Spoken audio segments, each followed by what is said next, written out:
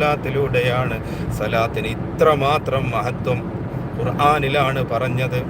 അള്ളാഹു നമ്മളോട് നോമ്പ് നോൽക്കാനും നിസ്കരിക്കാനും സദഖ ചെയ്യാനും അതുപോലെ തന്നെ സക്കാത്ത് കൊടുക്കാനും ഹജ്ജ് ഉംറ ചെയ്യാനും ഒക്കെ പറഞ്ഞപ്പോൾ ഇതൊന്നും അല്ല ചെയ്യുന്നില്ലല്ലോ.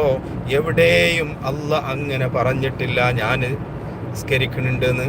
പക്ഷേ ഒരേ ഒരു അമലാണ് അള്ളാഹു ആദ്യം ചെയ്തിട്ട് നമ്മളോട് പറഞ്ഞത്, ഇന്നല്ലാഹ വ മലായികതഹു, തീർച്ചയായിട്ടും ഞാനും എൻ്റെ മലക്കുകളും യുസല്ലൂന അലൻ നബി, നബിക്ക് വേണ്ടി സ്വലാത്ത് ചൊല്ലുന്നുണ്ട്.